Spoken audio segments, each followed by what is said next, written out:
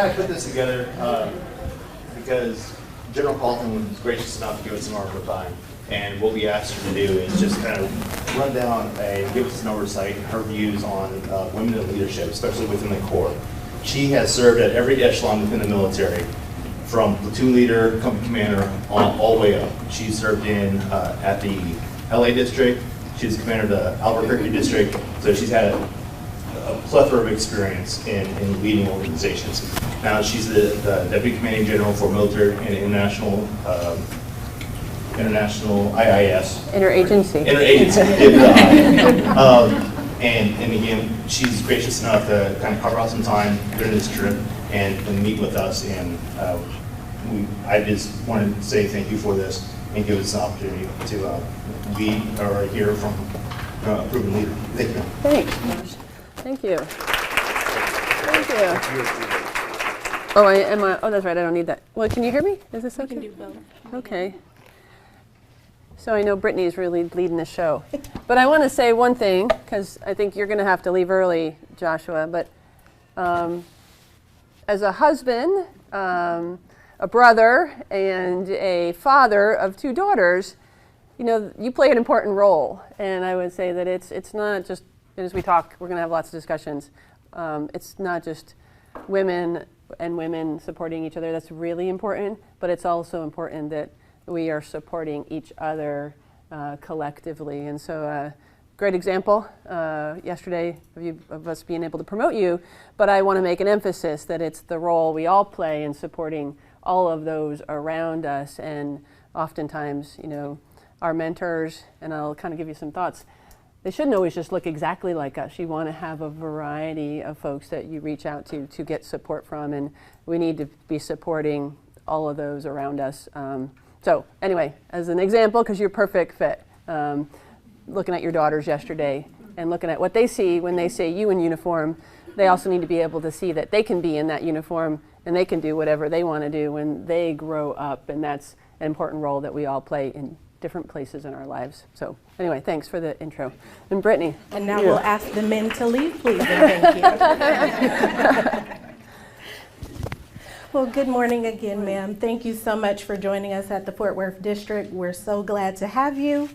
I do have a couple of questions, and then at the end, if you want to open it up to the floor, then we can do that as well.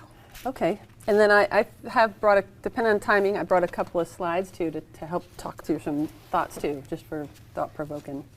Well, the first question will probably tie into the slides, and it just asks, can you tell us a little bit about your background and your story of how you got here?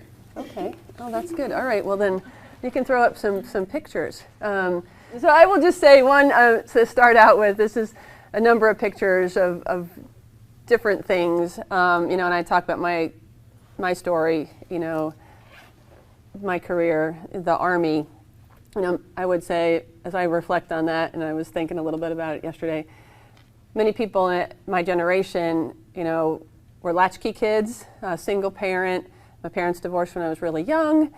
Around, you know, it wasn't that I had a father around, but it was really, you know, we lived with my mom. She worked nights. And so there's a lot of responsibility. I was the oldest. And so that, I hear that story a lot from, you know, a lot of folks.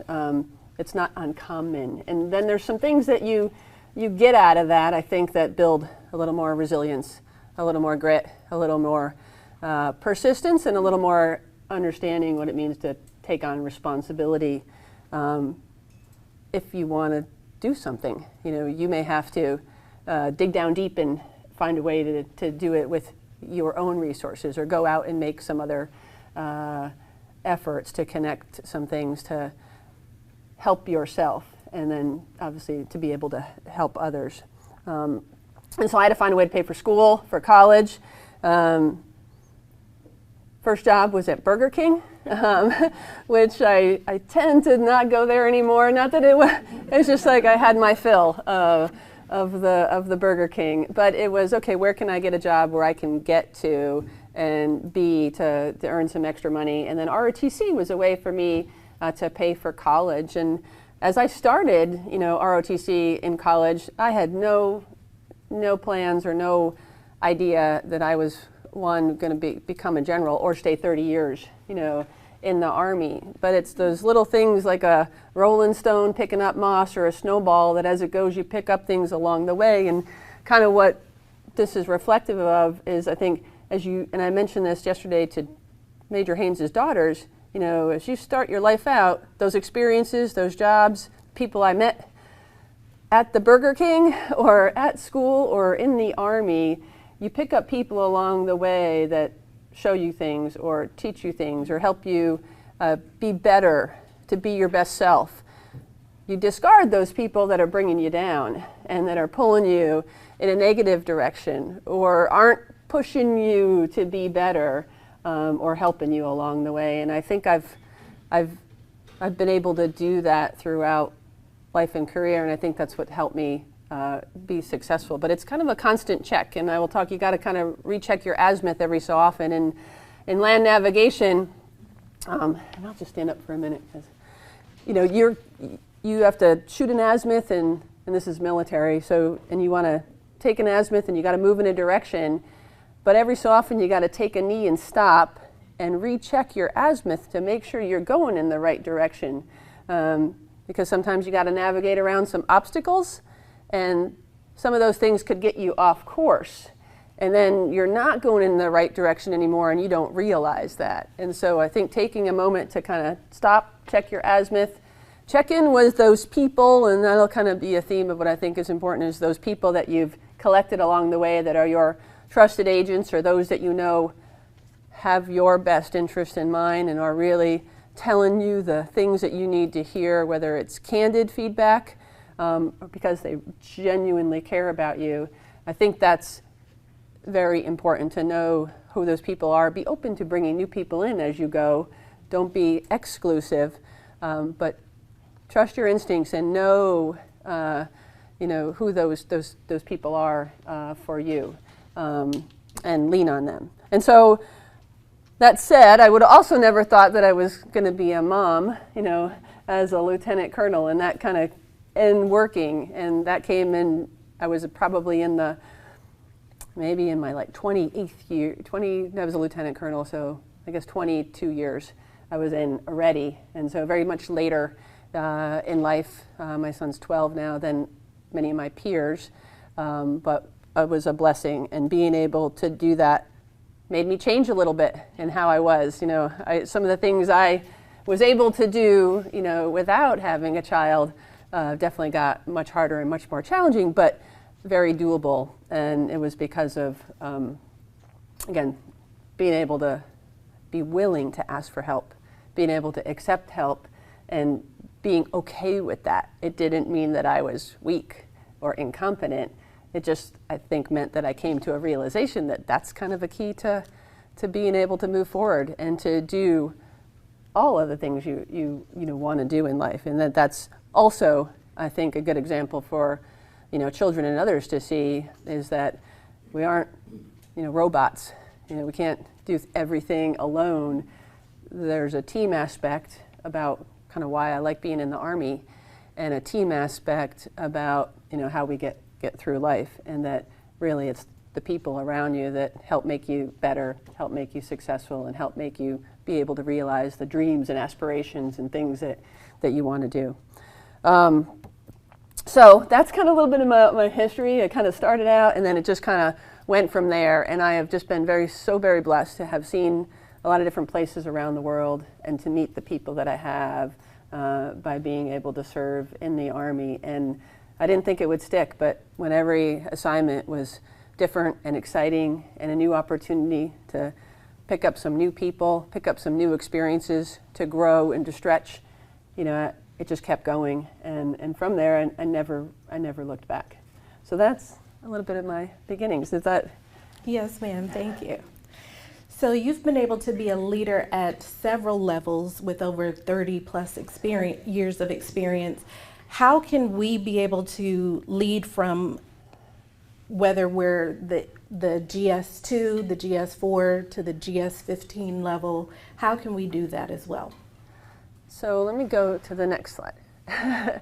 I will say that So this is a one how, and then I have a couple other things that I would say know yourself. And when I was a second lieutenant, whether you're a GS 2 or 3, you know, to where you are today, you are growing and you are learning about yourself, and find opportunities to know yourself. And when I say be authentic as a leader, I also say know yourself, know your values. That azimuth, try to stick to them. Don't let people veer you in other directions. Maybe lower your values or your expectations. I would say try to stay true to those that you know are the things that you want to be known for. And then whatever the moment is that you are in, whether you're leading on a team as a member of the team or you're leading the team, be there. Give it your all. Like, this sticks me, a quote from my track coach, which was, you know, if it's worth doing, it's worth doing well. Don't half-ass it. You know, there's a lot of people that like to half-ass a lot of stuff, and I say that because I hate it. Like going in, and it drives me bonkers when we try to like, and when I do it too, and I'm not saying I don't do it, I'm human, we're all human, right? So there's things that we can't do everything to the absolute, to perfection. But wherever you are, whatever moment you're in, think about the people you're around, and I'll talk about a few of these because they've resonated with me, is be there in the moment with those people on that team. Whatever that thing is that you're doing, demonstrate, I think, and check yourself. Do you want to, be there? I think the leading by example, people see that, people know that. You don't have to be in charge of everything to lead, but I think being a leader, which is you want to be on a team and you want to be successful. I think most folks, if you're on a team, you want the team to be successful versus just get by. And I think if not, be true to yourself and say, maybe I don't need to be on this team. Maybe this job isn't right for me because I'm not happy to be here. I'm uncomfortable, or I'm not willing to put in the extra work to make this be successful. So I say be authentic, know yourself, and then know those around you, and then know what's important. And some of these things were a variety of individuals' promotions. I had the honor, but the unfortunate responsibility to present a flag to a widow for her husband that was killed in Iraq. And I've had to do that on a couple occasions. And I think being there in that moment and kind of fully understanding their loss, you can't be distracted, you can't be anywhere else. You got to be fully there in that moment with them. It's not, hey, transactional, I'm just here to present this flag to you. But, their family lost someone they volunteered to serve, and in that, came a selfless sacrifice of losing their life. And so oftentimes there's so much going on around us, sometimes we forget where we are, and we are distracted, and it's noticeable. And so I would say it's important to know yourself and know where you are at, and know if you're not in the right frame of mind to be in a position where you're leading or you're going to be doing something, because we all have personal things going on. And again, you got to check yourself. Sometimes we need to think about, we never know what other people are going through at this time, and sometimes we have to understand that sometimes we are going through some things, and be okay with telling people that, maybe I'm not up for this right now and here's what's going on with me, but it doesn't mean I'm being true to myself and understanding that maybe I can't do this right now. And so I don't think it shows weakness. I think it shows understanding that I think is really important. So I hope that gets to your question. Yes, ma'am. I didn't exactly lay these out that way, but I was trying to it all ties together. Okay, what experience with challenges in a male-dominated career field have you experienced, and how have you overcome them?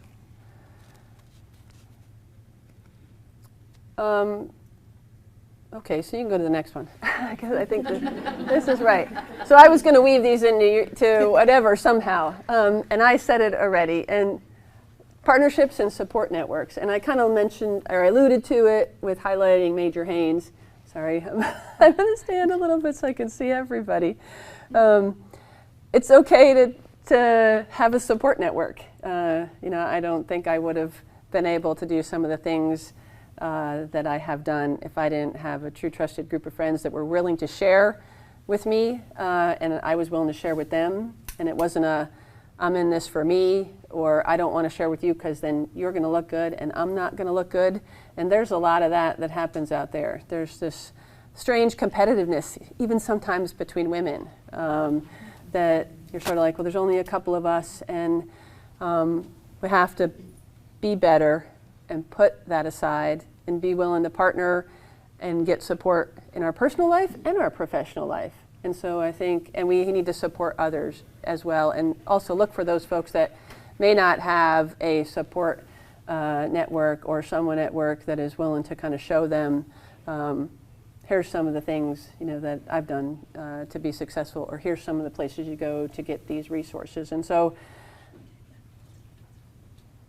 sometimes, and I'm not saying everywhere, some of the things that I've felt is that the men only listen to the men. And so, and I think some of that is real and some of it is perceived, but definitely have been there where it's real. When you've been at the table and somebody says something and the male in the room, well, there's many, and oftentimes one of the few females says something and they're heard, and you've said something similar, maybe using some different words and maybe articulated it differently, and it's not heard. And so I've been very much honing in my acuteness to being aware of that in different forums and listening for the voice that is not heard, and trying to find ways myself to now amplify somebody else's voice. And it could be male or female. I've seen it a lot being female, but it's also someone else who's maybe uncomfortable or new or not feeling confident in their environment, that has something to say, or they're quiet and they just aren't given an opportunity to say, I'd really like to know what you think, because I've had a conversation with them, or I know they've said something, but it was kind of brushed over very quickly. And so I found that in the spirit of partnering and teamwork and supporting each other, find ways to amplify and get some visibility for those around you, that's voice is not maybe being heard. Because it's happened to me. I would say, has it happened to anybody else in here? Have you kind of felt like you've been run over, you've not been heard, and then just move on, and you're like, I think I just said the same thing, but okay, we'll move on. And so now I think I've tried to take a different look and seen where I have opportunity to call out other people to be able to get their perspective. And I think that's another important part of great teams, is getting a different perspective. But if we're not willing to listen, and I think there's some of that out there, and I again, I don't want to stereotype, but sometimes I would say in a male-dominant environment, they're listening to the loudest, most forceful person speaking, maybe not, the most, the one that makes the most sense. And so, so I think just being persistent, to be able to find different ways to get your point out, or if you have a vision of where you think this needs to go or what you'd like to see as an end state, be innovative, be creative, don't get angry, just be smarter and more thoughtful about how can I come at this from a different angle. And it's not everybody is like that. I think we've all learned and become more open in our environment to listening, not just talking, but sometimes we have to create the space for that. And so I think working in a very male-dominated environment, there is a lot of testosterone and a lot of like, the bigger you are, the bigger you make yourself feel, the better you, and sometimes I will say I'm guilty. to fall and prey to that too, because sometimes that's kind of what only works. So if you got to kind of come at it and be a little louder to kind of put people back, and it's not necessarily my, preferred natural state, but depending on the environment you're in, sometimes I find I might have to utilize a little bit of that skill to get the message across, or to make a point, or to enable somebody else to come in and be able to present their opinion or their perspective. So what about your legacy and what you would like to leave within the district once you do decide to retire or do something else? It's a tough question. It's a great question, though. And I'll stand up. So I actually did go to a retirement preparation class a couple of weeks ago. And it does make you think a lot about all of that, about yourself and about kind of what have I done. And we built a lot of great projects, and I could probably talk about a lot of projects that I'm proud to have been a part of in some way, shape, or form, to have moved the ball forward, to enable it to, not just be a plan, but to be, implemented, to be constructed, to make a difference in whether it was a community. And so I am proud about that, but I will say that I am, definitely most proud, or I would say if there was a legacy to be left, it's really the people that I was able to either empower or to help along the way, to give them an opportunity. I think as I've gotten more senior in rank, one of the things I find most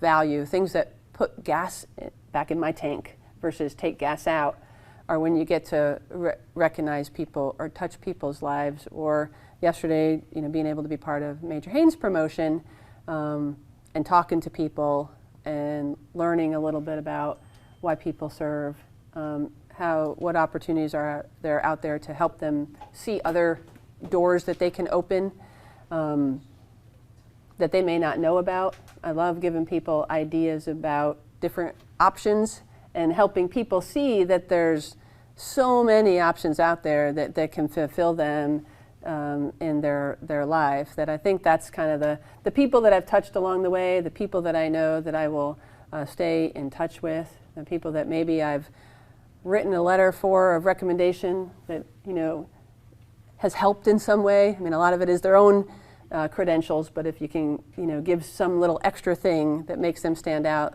those things I think mean more to me. That there's going to be people that come behind that are going to serve in those positions that I've served in the 30 plus years, and continue to serve our nation in a variety of ways to give back, because I think I have seen no more selfless people than when you look at the Corps of Engineers. We run the gamut of uniformed and civilian, dedicated federal servants, that are willing to support contingencies when there's wildfires or natural disasters, to provide facilities and infrastructure at home that protect, people's property and personal livelihoods, supporting the country in so many different ways. Park rangers out on our lakes and dams that are interacting with the children that are visiting, or the public, or retirees that are just coming through to camp. I mean, we provide so many different aspects. It's just been such a rewarding experience to be not only in uniform in the Army, to serve our nation at home and abroad, but also to do some of the things that we do in the Corps of Engineers. It's been a really rewarding, experience for me. It's definitely made me better as a person, and it is the people, I think, that I've collected along the way as that kind of rolling stone that I will be most proud of, having been able to be in their lives, to be a part of it, to hopefully have pushed people like other people have pushed me along the way to be better, or to strive for a higher bar versus a lower bar, but to be able to push themselves in ways they couldn't see before. Thank you, ma'am. With our district here in the Fort Worth, we know we're part of a larger mission, but sometimes that may not be seen. So since you're at the headquarters level, can you kind of tell us what does our work at the district level translate? How does that translate to the division and then the headquarters level? Good question. So I think I'm like super hot, but I'm haven't served at a district myself a couple of times. I think I was a young officer in a Los Angeles district when I was a captain, so that was probably at my like 8-year mark in the Army, and then came back in Albuquerque district and then Los Angeles district again to command, and so having been at the district in multiple occasions, and then Afghanistan district overseas, I would say that, I mean, the district, and I told your corporate board yesterday, I mean, you guys are a heavy hitter as the Fort Worth district in the portfolio of districts that we have. Each of them are unique and deliver unique things. And the chief likes to say we have dotted line boundaries between our districts because we do enterprise things, and we should be to those out there, the U.S. Army Corps of Engineers, not just I only get my services from Fort Worth district or Charleston district or New York district. We are all supporting each other, and again, you have a lot of people in here that have gone over to the Pacific to support the debris removal following the wildfire response.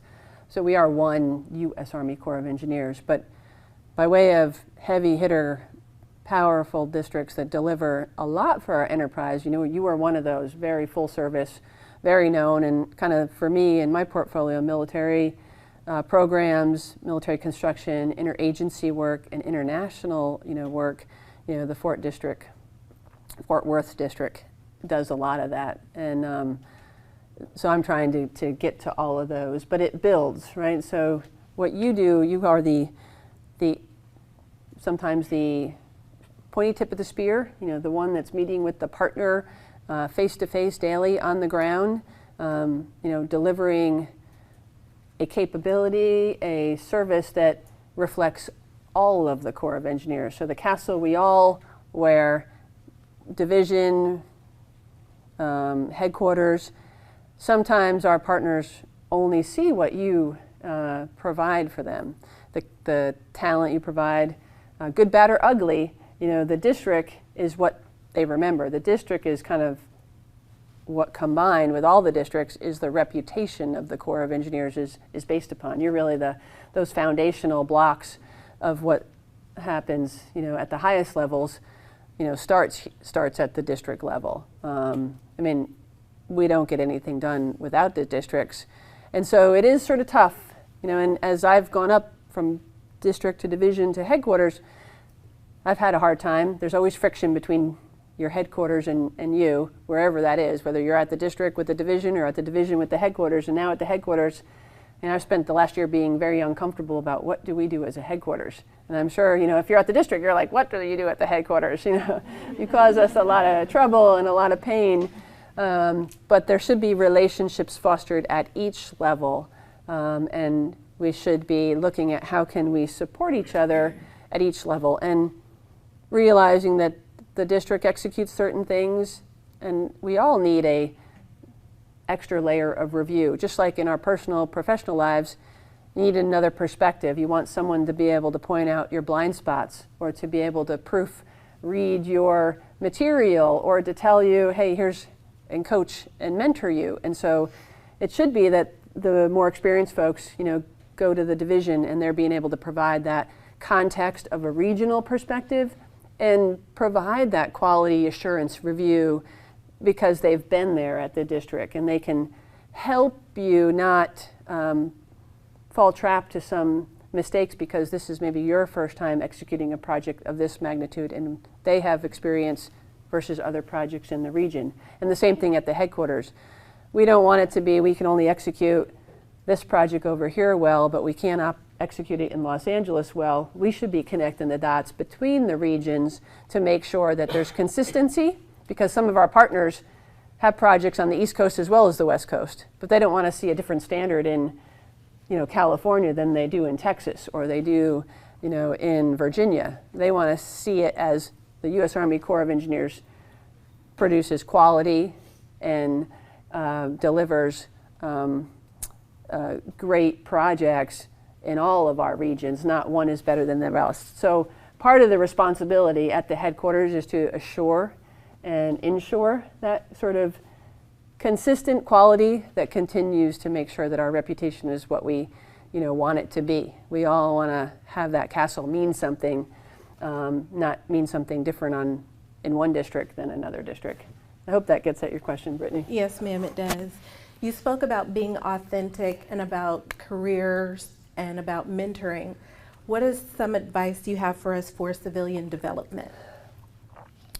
So I would say, and I mentioned it, I'll repeat it, pick up different mentors along the way. And I would say it doesn't have to be always formal. And it doesn't always have to be someone superior to you. I find I get a lot of benefit sometimes talking to folks that used to work for me and kind of get a little reverse mentorship. So I would say know that it's not always just someone, you got lateral mentorship and then sort of a reverse and an above.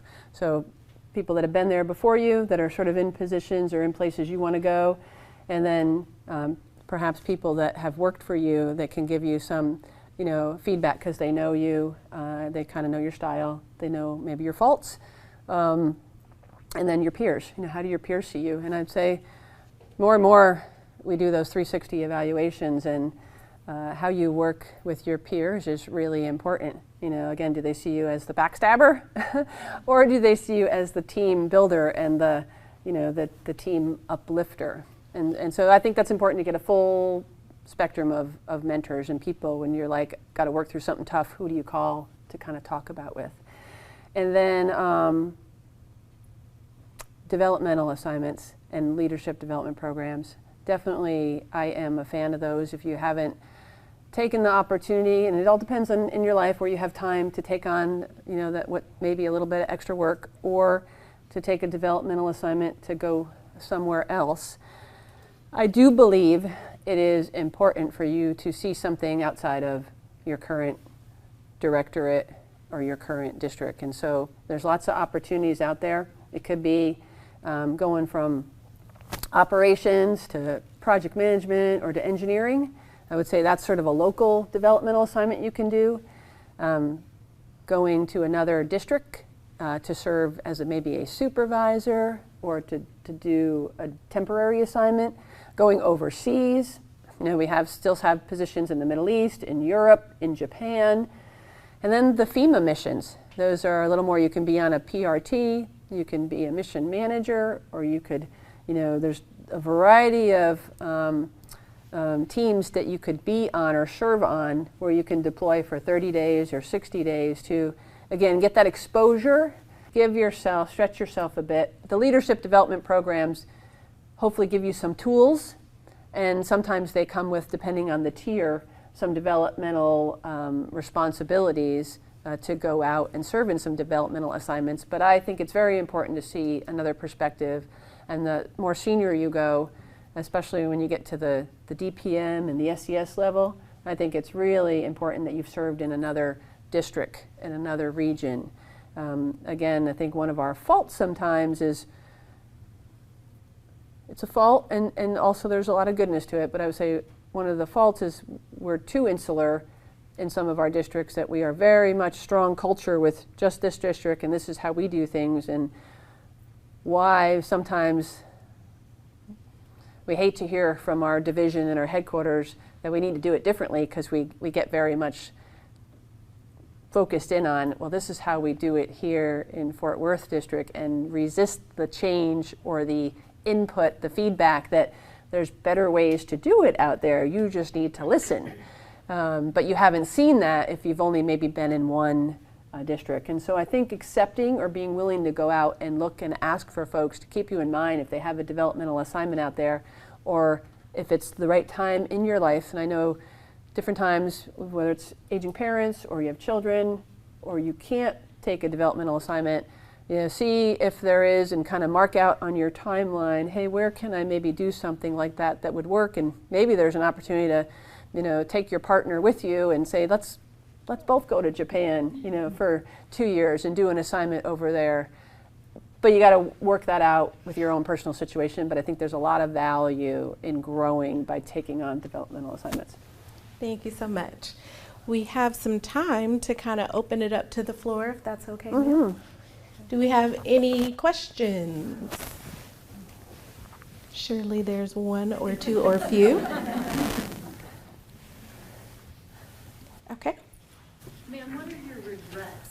If you look personally and privately, Pass that over so we can hear for you.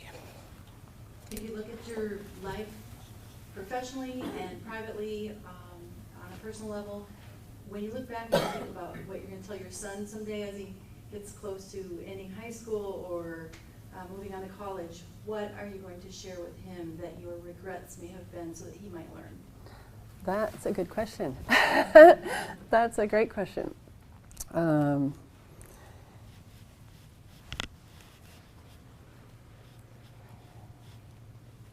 Yeah, that's a good question. That's a tough one. I will say that definitely I have, well, again, we're all human. I'm human, so I have not been perfect by any means, and we'll ask major trainer about that, right? I am not perfect. I make mistakes all the time, and I will say that as I look back on things, I would say sometimes I wasn't always in the moment or able to ascertain or understand what was most important. And I think I constantly still need to do that now. And so there's been definitely some moments where maybe I wasn't absolutely, and then I would say part of it is, as I learned, have people around you that are helping you with those decisions. But probably, and these are moments, but not so specific, but moments where maybe I spent too much time at work and should have gone home, or prior to being married,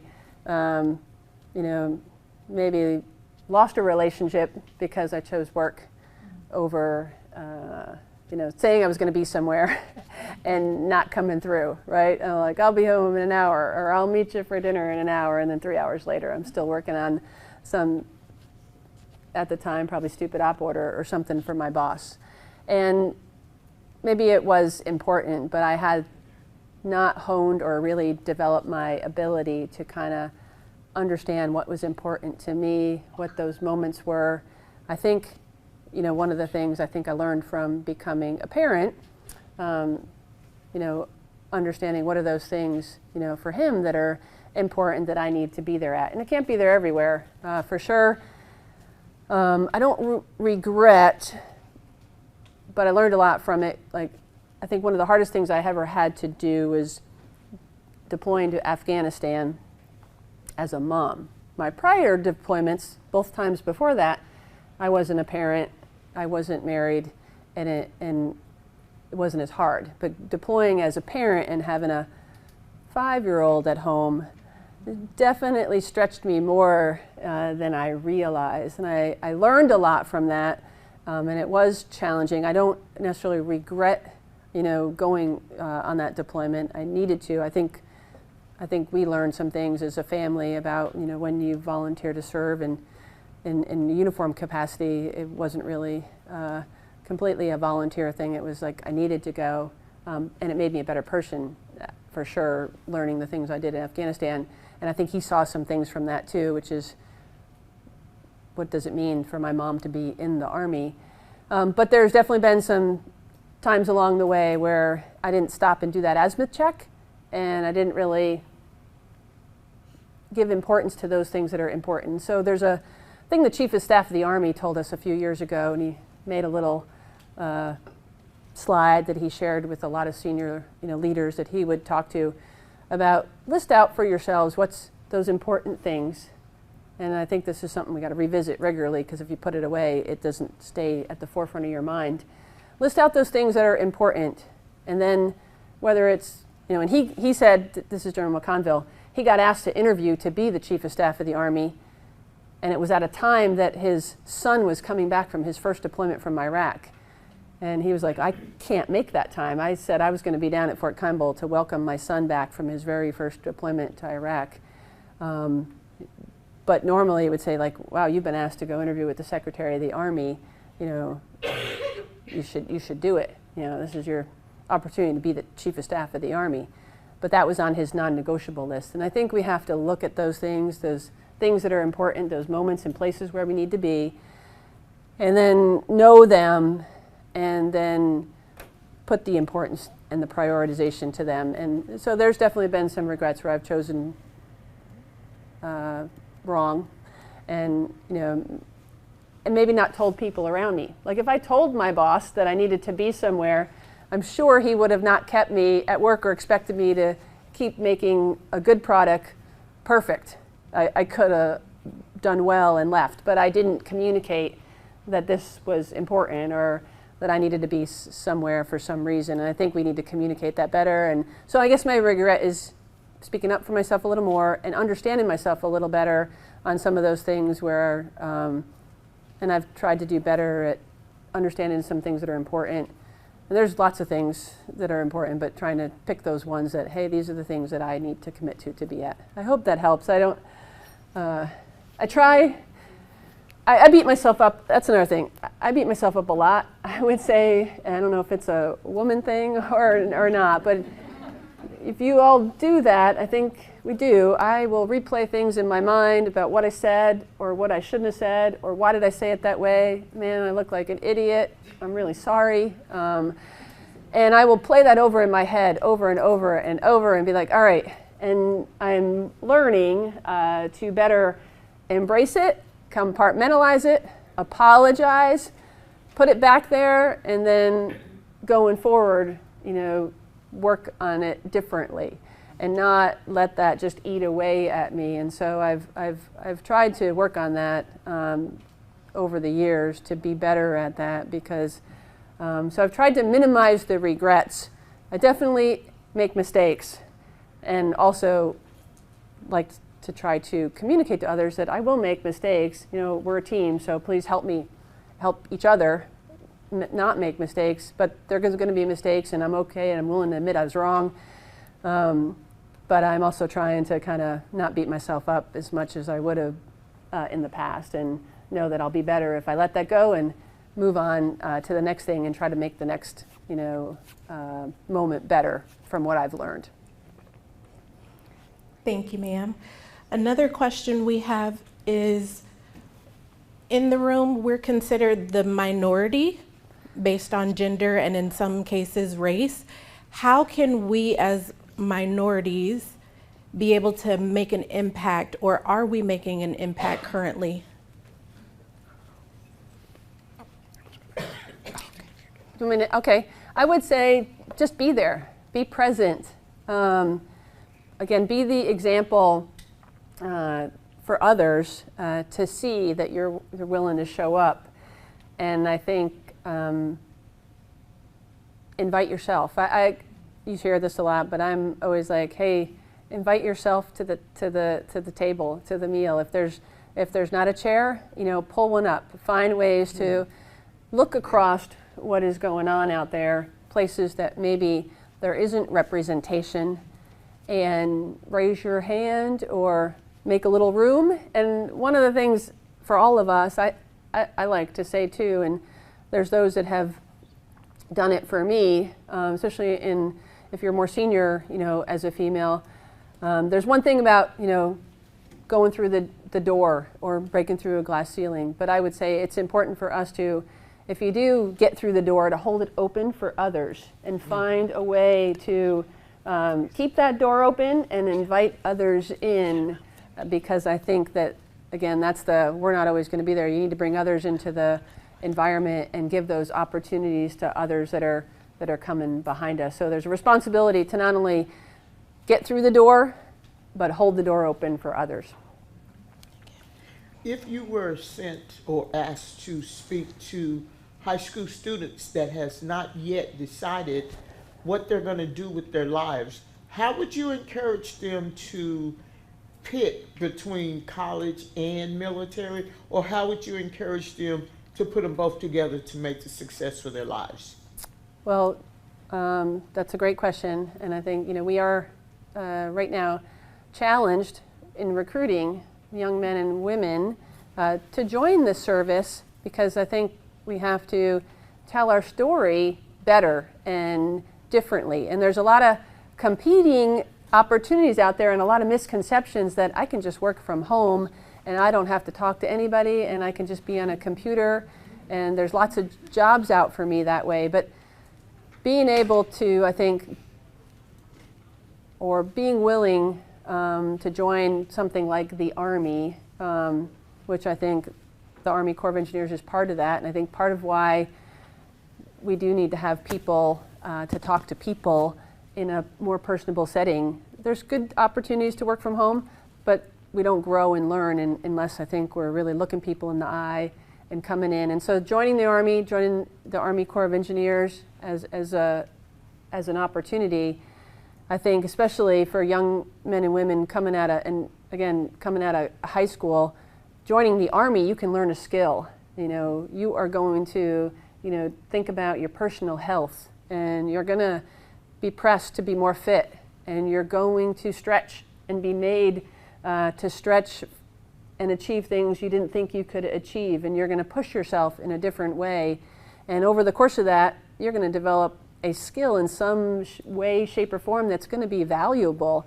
And in every one of those things you're learning in the Army, and I think a lot of it we do in the Army Corps of Engineers, like we talked about leadership development programs. In the Army, it's a natural leadership machine or academy. Everything you're doing from the beginning, when I started as a second lieutenant until now, was opportunities to lead a team, a platoon, or a company, and along the way lead a challenge, and you're growing and developing as a leader. And so whether you serve for 4 years or 30 years, that is a very valuable skill out there when you go into a corporation or a company, if it's not the government, that says, wow, you've served in the Army for 4 years, you know a little bit about leadership or teamwork, which I think is very valuable and is very marketable to many companies out there that go and actually source out military leaders to come talk to their companies, because they have a team, but they can't get that team to gel. They can't get that team to work together. Everybody's kind of working from their own corners and not working to bring the synergy of the whole is better than the sum of the parts. They're all out for their own thing, and that's maybe why their company is not successful. So industry looks at us, I think, when we talk about the Army as a success.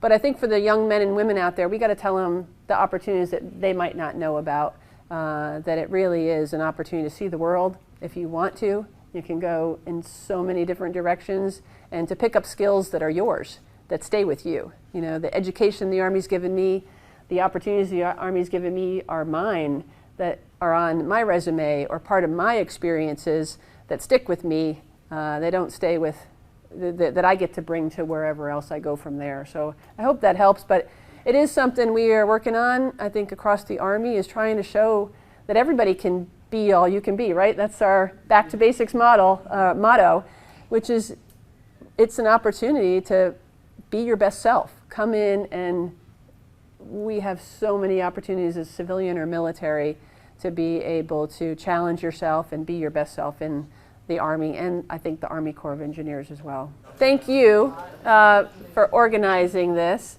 If you can kind of come up here, I would like to present you a coin in front of everybody, Brittany, for organizing this and making this a success. Thank you. Excellent example. You could definitely be a talk show host. Thank you. And for all of you for showing up today just to have a discussion. I think it is really important that we talk to each other, talk about what we're going through, be there for each other, support each other, encourage each other. Again, not just go through the door ourselves, but hold it open for those coming in behind us. Find opportunities to pull an extra seat up at the table, to do the things we need to do so that we do love our jobs, because there's only so many hours in a day, so many hours in a week, so many days in a week, so many weeks in a year, and so on and so forth. But there's a lot of things we could do with our time, and really you got to love, if you love your job and you love the people you're with at work as much as you love the people that, your family, this needs to make you better, right? Being here needs to be something that you find satisfying, that's helping you grow as a person and be the best person that you can be. But if it's an environment where you're surviving, not thriving, then that causes angst, and that causes, you not to have that feeling when you go home, that you're not happy. And so it is the whole person. I think when we talk a lot about work-life balance, I think it's trying to make sure that the whole person is again, finding value, finding satisfaction, finding joy in what you're doing. And I think we need to help each other make sure we find that, whether it's through the different positions at work, finding the right seat on the bus, driving or doing things that you didn't think you could do. I think it really is about how we help each other realize those things and be the best people that we can be. So thanks for setting up this forum where we could just talk about it. Again, I think that's kind of what, when we leave here, we're going to retire at some time, or we're going to leave, or, whatever it is, you want to feel that you made a difference in people's lives, and that you helped a partner or a teammate succeed, and that they helped you succeed. And I kind of think that's what it's all about. So Brittany, thanks again. Thank you, ma'am. All right, pictures. Yeah.